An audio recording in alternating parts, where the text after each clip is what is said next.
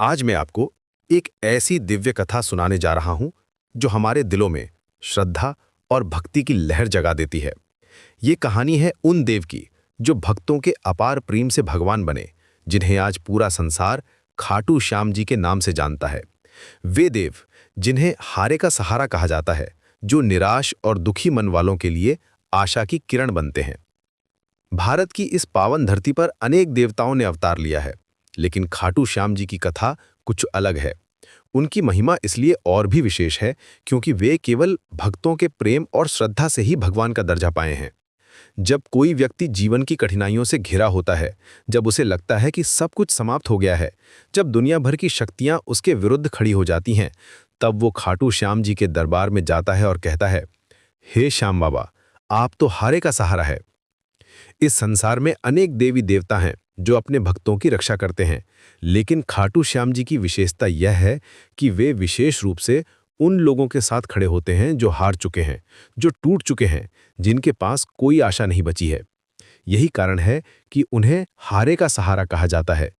जब कोई व्यक्ति अपनी सारी कोशिशों के बाद भी असफल हो जाता है, जब उसके सारे रास्ते बंद हो जाते हैं, तब खाटू श्याम जी उसके लिए नया रास्ता बनाते हैं। वे उन भक्तों के दुख को अपना दुख समझते हैं और उनकी पीड़ा को अपनी पीड़ा मानते हैं। लेकिन क्या आप जानते हैं कि इन खाटू श्याम जी का वास्तविक नाम क्या था? उनका असली नाम था बर्बरीक। जी हां, वही बर्बरीक जो महाभारत काल के सबसे वीर योद्धाओं में से एक था। ये नाम सुनते ही मन में एक प्रश्न उठता है कि आखिर ये बर्बरीक कौन था और कैसे वो खाटू श्याम जी बना? इस कथा को समझने के लिए हमें महाभारत के उस समय में जाना होगा जब धरती पर वीरता और शौर्य के अनेक किस्से लिखे जा रहे थे। उस युग में जब धर्म और अधर्म के बीच संघर्ष चरम पर था, जब कुरुक्षेत्र की भूमि पर एक महान युद्ध होने वाला था, उसी समय में ये कहानी शुरू होती है। ये वो समय था जब पूरी धरती पर अधर्म का बोलबाला था, जब न्याय की आवाज दब रही थी, जब सच्चाई को झूठ से हराया जा रहा था। उस समय पांडवों में सबसे बलशाली थे भीम। भीम की शक्ति और पराक्रम की कहानियां आज भी लोग सुनाते हैं। कहते हैं कि भीम में 10,000 हाथियों का बल था। उनकी गदा की आवाज सुनकर ही शत्रु भाग जाते थे। जब भीम क्रोध में आते थे तो उनका रूप इतना भयानक हो जाता था कि महावीर योद्धा भी कांप जाते थे। लेकिन भीम केवल शक्तिशाली नहीं थे, वे धर्म के पक्षधर भी थे। उनका हृदय करुणा से भरा हुआ था और वे हमेशा न्याय के साथ खड़े रहते थे। भीम का व्यक्तित्व इतना प्रभावशाली था कि जो भी उनसे मिलता था, वो उनकी शक्ति और धर्मनिष्ठा दोनों का कायल हो जाता था। इसी महाबली भीम का एक पुत्र था घटोत्कच, जो राक्षस कुल में जन्मा था लेकिन धर्म के पक्ष में खड़ा था। घटोत्कच का जन्म एक विशेष परिस्थिति में हुआ था। जब पांडव वनवास में थे, तब भीम की भेंट हिडिंबा नामक राक्षसी से हुई थी। प्रारंभ में हिडिंबा भीम को मारना चाहती थी, लेकिन भीम के तेज और शक्ति को देखकर वह उनसे प्रेम करने लगी। हिडिंबा ने भीम की वीरता में अपनी हार स्वीकार की और उनके सामने नतमस्तक हो गई। इस प्रकार भीम और हिडिंबा के मिलन से घटोत्कच का जन्म हुआ। घटोत्कच में अपने पिता भीम की शक्ति थी और माता की राक्षसी शक्तियां भी थीं। वह आकाश में उड़ सकता था, अपना रूप बदल सकता था और माया जाल रच सकता था। लेकिन इन सभी शक्तियों के बावजूद घटोत्कच का हृदय धर्म के लिए धड़कता था। वह जानता था कि उसके पिता भीम और चाचा युधिष्ठिर, अर्जुन, नकुल, सहदेव सभी धर्म के पक्ष में हैं, इसलिए उसने भी धर्म का साथ देने का निश्चय किया था। घटोत्कच की यह विशेषता थी कि वह अपनी राक्षसी शक्तियों का उपयोग केवल धर्म की रक्षा के लिए करता था, कभी भी अधर्म के लिए नहीं। घटोत्कच का विवाह हुआ था मोरवी देवी से। मोरवी देवी केवल एक साधारण स्त्री नहीं थीं, बल्कि वे भगवान शिव की अनन्य भक्त थीं। उनका पूरा जीवन शिव भक्ति में समर्पित था। वे प्रतिदिन कठोर तपस्या करती थीं और भगवान शिव का ध्यान करती थीं। उनके हृदय में शिव के प्रति इतनी गहरी श्रद्धा थी कि उनका पूरा व्यक्तित्व ही दिव्यता से भरा हुआ था। मोरवी देवी का नाम सुनते ही लोगों के मन में श्रद्धा का भाव जाग जाता था। मोरवी देवी की भक्ति कोई साधारण भक्ति नहीं थी। वे प्रातःकाल ब्रह्म मुहूर्त में उठकर गंगा स्नान करती थीं, फिर शिव मंदिर जाकर घंटों तक शिव का जाप करती थीं। वे व्रत रखती थीं, कठोर नियमों का पालन करती थीं। उनका पूरा दिन शिव भक्ति में ही बीतता था। जब वे शिव का नाम लेती थीं तो उनकी आंखों से आंसू बहने लगते थे। उनकी भक्ति इतनी गहरी थी कि आसपास के लोग उन्हें शिव की साक्षात भक्त मानते थे। उनके घर के आसपास हमेशा दिव्य सुगंध का एहसास होता था और जो भी व्यक्ति उनके दर्शन करता था उसके मन में अपने आप शांति का अनुभव होता था। मोरबी देवी केवल भक्त ही नहीं थीं, बल्कि वे युद्ध विद्या में भी निपुण थीं। उन्होंने अपने पिता से तलवारबाजी सीखी थी, धनुर्विद्या में महारत हासिल की थी। वे जानती थीं कि इस संसार में केवल भक्ति ही पर्याप्त नहीं है, बल्कि धर्म की रक्षा के लिए शस्त्र विद्या भी आवश्यक है। इसलिए उन्होंने अपने आप को शस्त्र और शास्त्र दोनों में पारंगत बनाया था। मोरबी देवी का मानना था कि एक स्त्री को न केवल घर की देखभाल करनी चाहिए, बल्कि आवश्यकता पड़ने पर धर्म की रक्षा के लिए युद्ध भी करना चाहिए। जब मोरबी देवी के गर्भ में संतान आई तो उन्होंने अपनी सारी भक्ति और तपस्या का फल उस बच्चे को दे दिया। वे जानती थीं कि उनके गर्भ में कोई साधारण बालक नहीं, बल्कि एक दिव्य आत्मा पल रही है। 9 महीने तक उन्होंने निरंतर शिव का जाप किया, व्रत रखे और कठोर तपस्या की। वे चाहती थीं कि उनका बच्चा न केवल शक्तिशाली बने, बल्कि धर्मपरायण भी बने। मोरबी देवी का विश्वास था कि गर्भावस्था के दौरान माता के विचार और कर्म का प्रभाव बच्चे के व्यक्तित्व पर पड़ता है। गर्भावस्था के दौरान मोरबी देवी ने अपनी दिनचर्या और भी कठोर बना ली थी। वे दिन में केवल एक बार भोजन करती थीं और वो भी सात्विक भोजन। वे रात भर जागकर शिव का जाप करती थीं। उनका मानना था कि माँ के विचार और कर्म का प्रभाव गर्भस्थ शिशु पर पड़ता है, इसलिए वे अपने हर विचार और हर कर्म को शुद्ध रखती थीं। वे प्रतिदिन शिव पुराण का पाठ करती थीं, शिव चालीसा का जाप करती थीं और शिव के विभिन्न नामों का स्मरण करती थीं। उनका पूरा समय भगवान शिव की आराधना में ही बीतता था। और फिर आया वो शुभ दिन जब इस संसार में एक ऐसे बालक का जन्म हुआ जो आगे चलकर करोड़ों लोगों के दिलों में बसने वाला था। ये बालक था बर्बरीक। जन्म के समय से ही इस बच्चे में कुछ अलग बात थी। उसके चेहरे पर एक दिव्य तेज था, आंखों में अद्भुत चमक थी। जब बर्बरीक पैदा हुआ तो आकाश में देवताओं के फूल बरसे, दिव्य संगीत बजा और सारा वातावरण खुशी से भर गया। उस दिन प्रकृति भी जैसे उत्सव मना रही थी। पेड़ों पर फूल खिले हुए थे, पक्षी मधुर गीत गा रहे थे और हवा में एक अलग ही मिठास थी। बर्बरीक के जन्म के समय कई शुभ संकेत दिखाई दिए। उस दिन सूर्य उदय बहुत सुंदर था, पक्षी मधुर गीत गा रहे थे, हवा में दिव्य सुगंध थी। ज्योतिषियों ने कहा कि ये बालक कोई साधारण बच्चा नहीं है, बल्कि इसमें दिव्य शक्तियां हैं। उन्होंने भविष्यवाणी की कि ये बालक आगे चलकर बहुत प्रसिद्ध होगा और लोग इसे याद रखेंगे। गांव के बुजुर्गों ने कहा कि इस बच्चे के जन्म के साथ ही उनके घर में एक अलग ही शांति और खुशी का माहौल आ गया है। बर्बरीक का बचपन किसी साधारण बच्चे की तरह नहीं बीता। वो भीम का पौत्र था, घटोत्कच का पुत्र था और मोरवी देवी जैसी शिव भक्त माता का लाडला था। इस वंश परंपरा में वीरता और शक्ति कूट कूट कर भरी थी। लेकिन बर्बरीक में केवल शारीरिक बल ही नहीं था, बल्कि आध्यात्मिक शक्ति भी थी जो उसे माता की भक्ति से मिली थी। बर्बरीक का व्यक्तित्व इतना आकर्षक था कि जो भी उसे देखता था वो उसकी ओर खिंचा चला आता था। छोटी उम्र से ही बर्बरीक में असाधारण गुण दिखाई देने लगे। जब वो मात्र 5 वर्ष का था तो उसमें एक बड़े आदमी जितनी शक्ति थी। वो एक हाथ से भारी पत्थर उठा सकता था। जब वो दौड़ता था तो हवा से भी तेज दौड़ता था। उसकी आंखों में एक अलग ही तेज था जो देखने वालों को आश्चर्य में डाल देता था।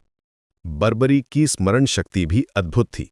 जो भी बात एक बार सुनता था वो उसे हमेशा के लिए याद हो जाती थी। उसकी बुद्धि इतनी तीव्र थी कि बड़े बड़े विद्वान भी उसकी बातों से प्रभावित हो जाते थे। जैसे जैसे बर्बरीक बड़ा होता गया उसकी असाधारण क्षमताएं प्रकट होने लगीं। वो अन्य बच्चों से बिल्कुल अलग था। जहां दूसरे बच्चे खेलकूद में व्यस्त रहते थे, वहीं बर्बरीक युद्ध कला सीखने में रुचि लेता था। वो खिलौनों से नहीं, बल्कि तलवार और धनुष से खेलना पसंद करता था। उसकी माता मोरवी देवी ने देखा कि उनका पुत्र कोई साधारण बालक नहीं है।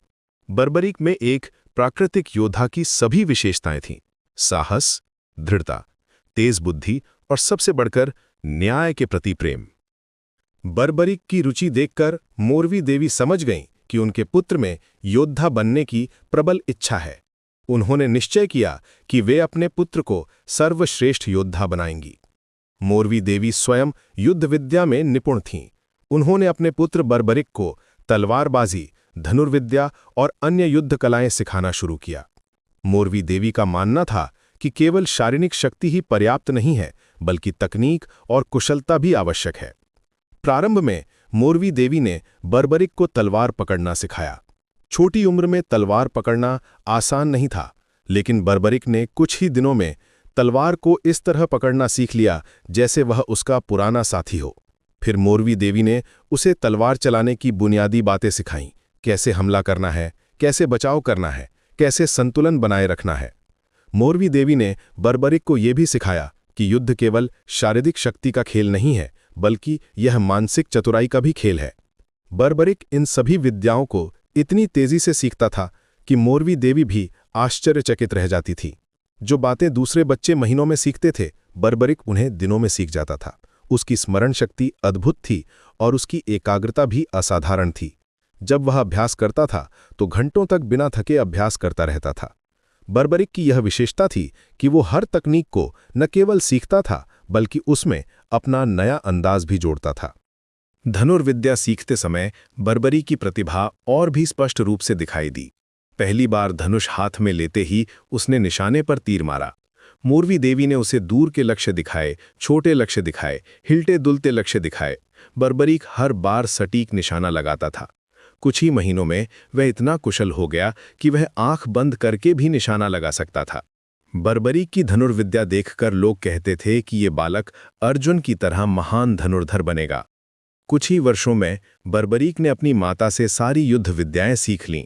वह तलवारबाजी में इतना निपुण हो गया था कि एक साथ कई शत्रुओं से लड़ सकता था। धनुर्विद्या में वह इतना कुशल था कि एक ही समय में कई लक्ष्यों पर तीर चला सकता था। गदा युद्ध में उसकी शक्ति अपने दादा भीम की याद दिलाती थी। भाला फेंकने में वह इतना माहिर था कि कई मील दूर के लक्ष्य को भी भेद सकता था। मोरवी देवी गर्व से कहती थीं कि उनका पुत्र एक संपूर्ण योद्धा बन गया है। लेकिन बर्बरीक का मन केवल युद्ध विद्या सीखने में ही नहीं लगता था। उसके अंदर कुछ और पाने की तीव्र इच्छा थी।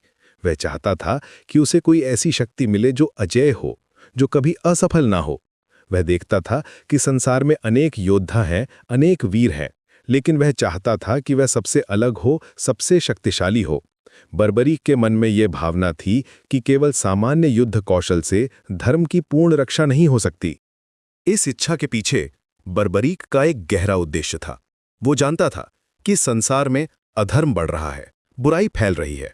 वो चाहता था कि उसके पास इतनी शक्ति हो कि वो अकेले ही सारे अधर्म का नाश कर सके। ये इच्छा उसे तपस्या के मार्ग पर ले गई। बर्बरीक का मानना था कि दैवीय शक्ति के बिना वो धर्म की पूर्ण स्थापना नहीं कर सकता। उसे लगता था कि केवल मानवीय शक्ति से अधर्म का पूरी तरह से नाश संभव नहीं है। बर्बरीक ने निश्चय किया कि वो भगवान शिव की कठोर तपस्या करेगा। उसकी माता मोरवी देवी की भक्ति का प्रभाव उस पर था और वो जानता था कि शिवजी से बढ़कर कोई दाता नहीं है। जो भक्त सच्चे मन से शिव की आराधना करता है, शिव उसकी सारी मनोकामनाएं पूरी करते हैं। शिवजी आशुतोष हैं, वे जल्दी प्रसन्न हो जाते हैं। बर्बरीक ने अपनी माता से शिव की महिमा के अनेक किस्से सुने थे और वो जानता था कि शिवजी अपने भक्तों को कभी निराश नहीं करते। तपस्या का मार्ग आसान नहीं था। बर्बरीक ने जंगल में जाकर एक स्थान चुना और वहां अपनी तपस्या शुरू की।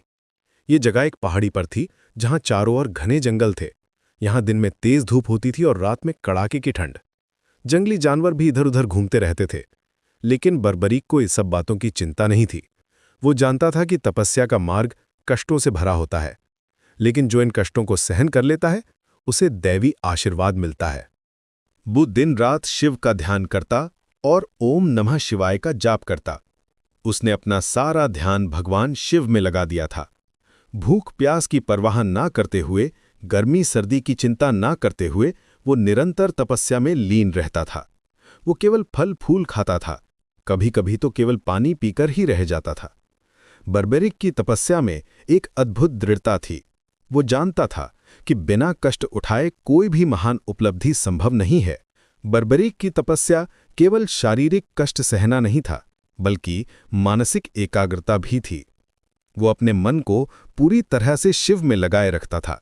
जब कभी उसके मन में कोई और विचार आता, वो तुरंत उसे हटाकर फिर से शिव का ध्यान करने लगता। उसका पूरा अस्तित्व शिव के नाम में डूब गया था। बर्बेरिक की एकाग्रता इतनी गहरी थी कि वो घंटों तक एक ही मुद्रा में बैठा रहता था और उसे समय का पता ही नहीं चलता था। महीनों तक ये तपस्या चलती रही। बर्बेरिक का शरीर कमजोर हो गया था, उसका वजन घट गया था, लेकिन उसका मन और भी दृढ़ हो गया था। उसकी भक्ति में कोई कमी नहीं आई थी, बल्कि जैसे जैसे दिन बीतते गए उसकी भक्ति और भी गहरी होती गई।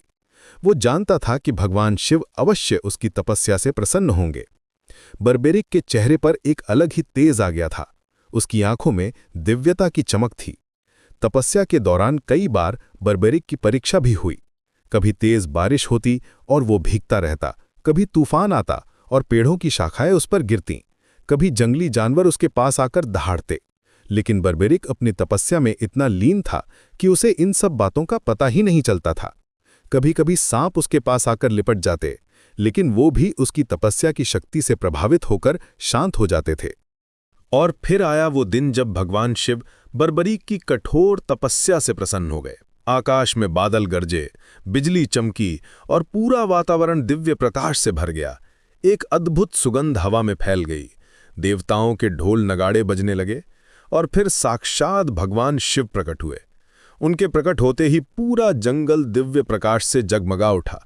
पेड़ पौधे खुशी से झूमने लगे और पक्षी मधुर गीत गाने लगे। भगवान शिव का रूप देखकर बर्बरीक का हृदय आनंद से भर गया।